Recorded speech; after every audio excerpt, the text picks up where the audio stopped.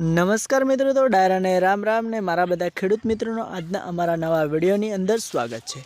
તો મિત્રો આજે આપણે આવી ગયા છીએ ફાઇનલ એરંડાની માહિતી વિશે જાણવા માટે અમારા એવા અલ્પેશભાઈના ઘરે। એમની ખેતીવાડી છે એરંડાની અને એ બહુ લાંબા સમયથી ખેતીવાડી કરી રહ્યા છે। તો આજે આપણે એમની સાથે વાત કરવાની છે અને એમની મુલાકાત લેવાની છે અને હરેક જાતની ખેતી વિશે વાત કરવાની છે કે કેવી રીતે ખેતી કરવાથી દોસ્તો આપણને સારો ફાયદો ને સારી આવક મળે છે। અને બીજું કે જે આ એરંડાની જે ખેતી કરી રહ્યા છે એની અંદર એ કયું કયું ખાતર યુઝ કરે છે, પછી કેવી રીતે ખેતી કરે છે એને એ વિશે આજે આપણે ચર્ચા કરવાની છે અને આગળ વાત કરીશું।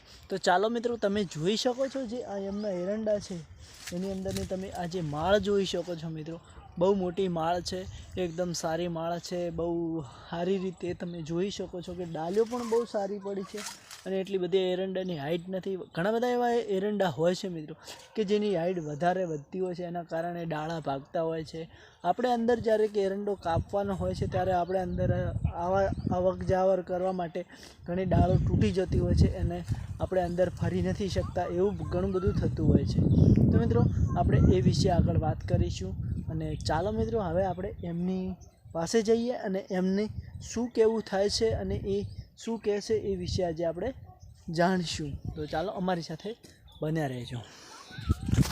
તો દોસ્તો તમે જોયું કે આજે આ એરંડાની અંદર સારો પાક તમને જોવા મળે છે, સારી આવકો પણ મળતી હોય છે અને ઘણી બધી એવી ખેતીવાડીઓ ઘણા બધા ખેડૂત મિત્રોને મજાકમાં પણ જતું હોય છે, ઘણા ભાઈઓને ખેતી કરતાં પણ ઓછું ફાવતું હોય છે।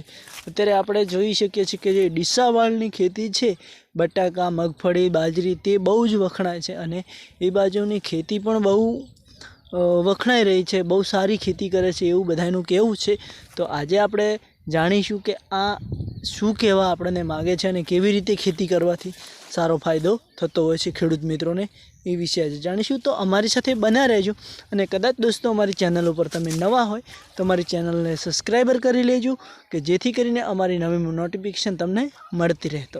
તો ચાલો મિત્રો હવે મળીશું આપણે અજયભાઈને અને એ શું કહેવા માગે છે એ જાણીશું મિત્રો।